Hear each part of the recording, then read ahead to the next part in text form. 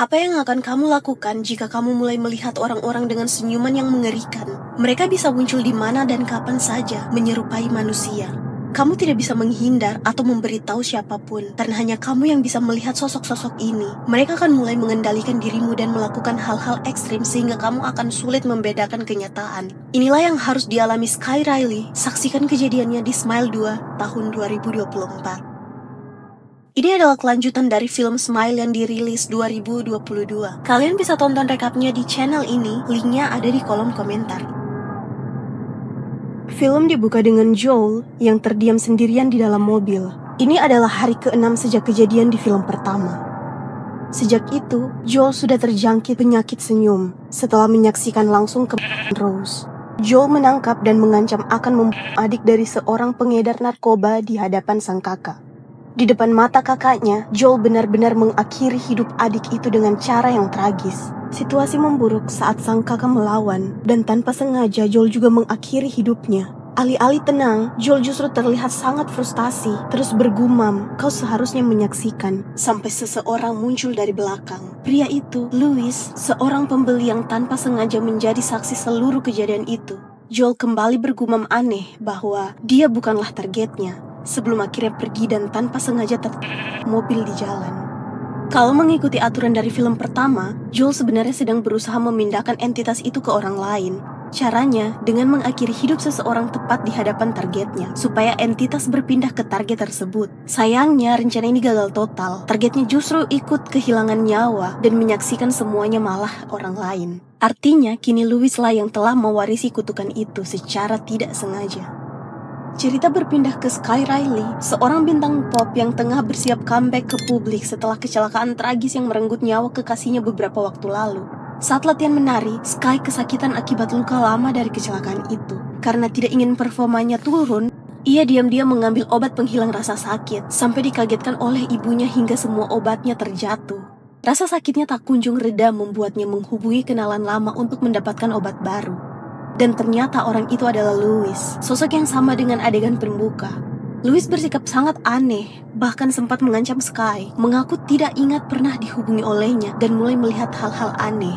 Sky sendiri tidak terlalu menghiraukan ucapan Louis, mengingat reputasinya sebagai pengguna narkoba, sebuah kesalahan yang nanti akan sangat ia sesali.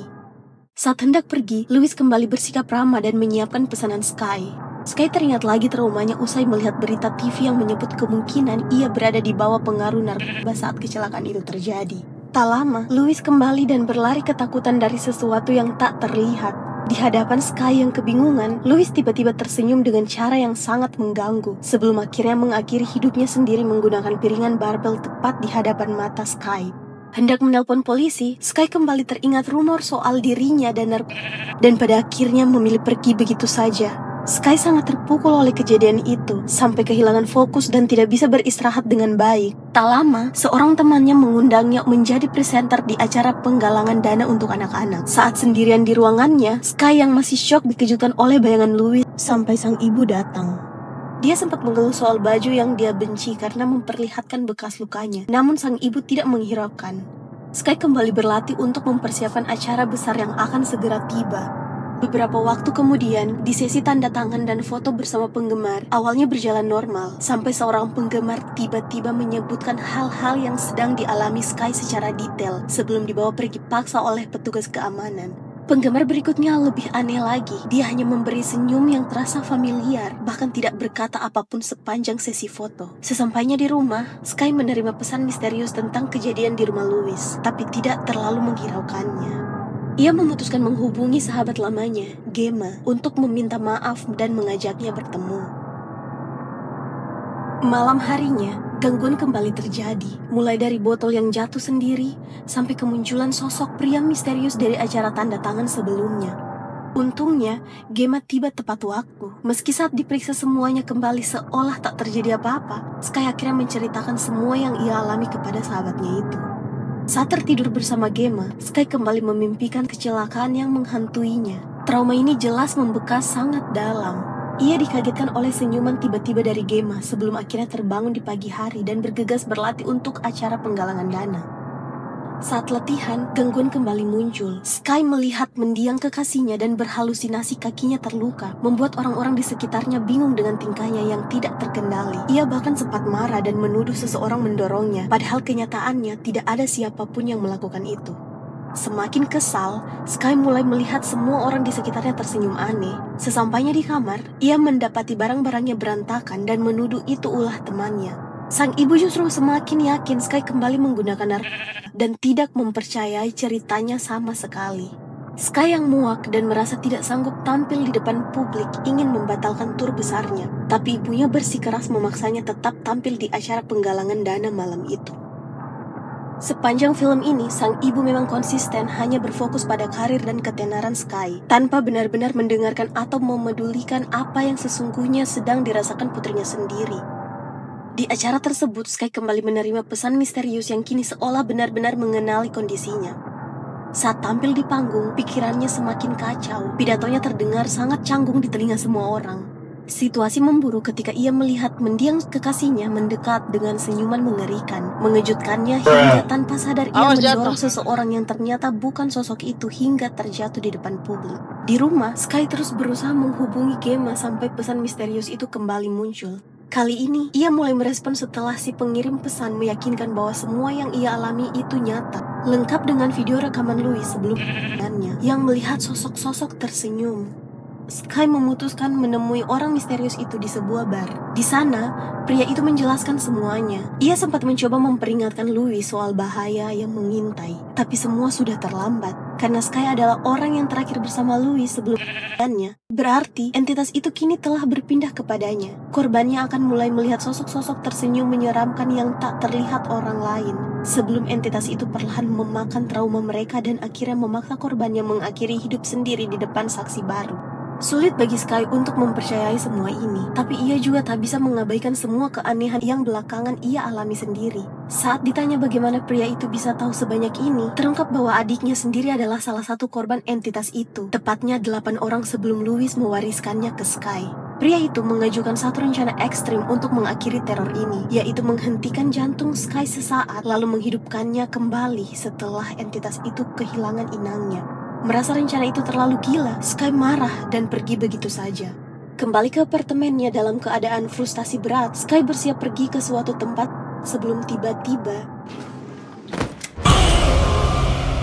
diserang dan dikepung oleh sosok-sosok menyeramkan yang terus mengejarnya. Di momen inilah kemungkinan besar Sky mulai sepenuhnya dikuasai oleh entitas tersebut, mirip dengan yang terjadi pada Rose di film pertama. Salah satu sosok bahkan terlihat memasukkan tangannya seolah benar-benar merasuki tubuhnya dari dalam.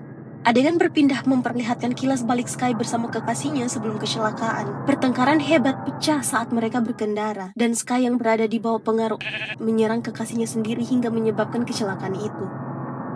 Ia terbangun keesokan harinya di rumah sakit bersama ibunya. Sky mencoba menceritakan semua yang ia alami, tapi lagi-lagi sang ibu tidak mendengarkan dan hanya sibuk membahas pertunjukan Sky yang akan segera tiba. Pertengkaran pun pecah di antara mereka sampai tiba-tiba entitas itu muncul dalam wujud sang ibu, mengambil pecahan cermin dan melukai dirinya sendiri. Sky mencoba kabur dari ruangan itu, tapi sangat terkejut mendapati dirinya sendiri yang memegang pecahan kaca berlumuran darah. Di bawah pengaruh entitas itu, tanpa sadar Sky sendirilah yang telah mencelakai ibunya. Ia berlari keluar dari rumah sakit dan bertemu Gemma, lalu keduanya pergi dengan mobil. Di tengah perjalanan, Sky menghubungi pria dari bar, menyatakan siap menjalankan rencana ekstrim itu. Namun, ia sangat terkejut mendapatkan telepon dari Gemma yang sesungguhnya, mengungkap fakta bahwa Gemma sebenarnya tidak pernah menemuinya atau menginap di rumahnya. Bahkan mereka belum berbicara sama sekali selama setahun terakhir. Sosok Gemma yang duduk di sampingnya seketika mulai tersenyum. Sejauh ini, pola film ini mirip dengan yang terjadi di film pertama. Rose yang dikunjungi sosok terapisnya sebelum terapis aslinya menelpon dan sosok di depannya mulai tersenyum mengerikan. Meski polanya serupa, cara film ini mengemas ulang triknya tetap terasa segar dan sulit ditebak. Sky berusaha mengambil alih kesadarannya dan tersadar sedang mengemudi sendirian di tengah jalan. Ia langsung menuju lokasi pria misterius itu untuk menjalankan rencana mereka. Sky masuk ke sebuah lemari pendingin, siap di cairan yang akan menghentikan jantungnya selama 30 detik. Sebelum dihidupkan kembali 8 menit kemudian, cara mereka untuk menyingkirkan entitas itu dengan membunuh inangnya sesaat. Saat hendak memulai, pria itu pergi mengambil sesuatu dan meninggalkan Sky sendirian. Di momen itulah entitas itu kembali muncul. Kini dalam wujud trauma besar Sky, dirinya sendiri. Muak dan penuh amarah, Sky melawan dan menyuntikkan cairan itu ke tubuhnya sendiri untuk mengakhiri semuanya. Namun tidak terjadi apa-apa. Saat tersadar, Sky sudah berada di atas panggung besar, mengenakan kostum yang selama ini ia benci di hadapan ribuan penonton. Inilah acara utamanya, dan di sana ia bahkan melihat ibunya baik-baik saja, tertawa bersama teman-temannya. Ternyata, semua yang dialami Sky sejak diserang di apartemennya beberapa malam sebelumnya hanyalah halusinasi. Kesadarannya dipermainkan oleh entitas itu. Kejadian di rumah sakit, di dalam mobil, sampai momen di lemari pendingin, semuanya rekayasa dari pikirannya sendiri, termasuk sosok Gemma yang mendampinginya sejak awal. Pola ini kembali senada dengan film pertama, saat Rose sempat merasa berhasil melawan trauma terbesarnya dan menang. Sebelum sadar, ia tidak pernah benar-benar pergi kemanapun, dan akhirnya mengakhiri hidupnya sendiri dengan senyuman mengerikan di wajahnya. Sky mengalami pola persis yang sama, merasa berhasil membunuh entitas itu lewat suntikan tadi. Padahal, semua itu cuma ilusi. Perhatian Sky teralihkan oleh sosok dirinya sendiri yang berdiri tepat di hadapannya. Dari sosok itu, muncul wujud entitas rekayasa yang mengerikan, sama seperti yang pernah ditunjukkan di film sebelumnya. Sky hanya bisa pasrah. Saat tersadar kembali, ia berdiri di panggung, tersenyum mengerikan di hadapan ribuan penonton dan mengakhiri hidupnya. Film pun berakhir di titik itu. Seperti yang terlihat di ending, dan Sky di atas panggung yang disaksikan ribuan penonton sekaligus membuat skala penyebaran virus ini jauh lebih mengerikan. Kini akan banyak orang mengalami kejadian yang sama, mulai melihat sosok itu dan kehilangan kendali diri mereka. Apakah kini masyarakat yang tidak terjangkit akan mulai percaya dengan keberadaan makhluk itu? Kemungkinan kisahnya akan berlanjut ke film berikutnya. Ada salah satu hal menarik dari produksi film ini. Demi membuat sosok Sky Riley terasa senyata mungkin, tim produksi bahkan membuat akun media sosial resmi atas nama Sky Riley dan merilis lagu-lagu original yang dinyanyikan langsung oleh Naomi Scott. Mirip fenomena bintang pop sungguhan yang terus-menerus diawasi publik. Mengenai ending film ini, menurut kalian, mungkinkah ada yang bisa benar-benar menghentikan kutukan ini di film selanjutnya? Tuliskan pendapat kalian di kolom komentar. Jangan lupa like dan subscribe untuk dukung kami. Sampai bertemu di film berikutnya.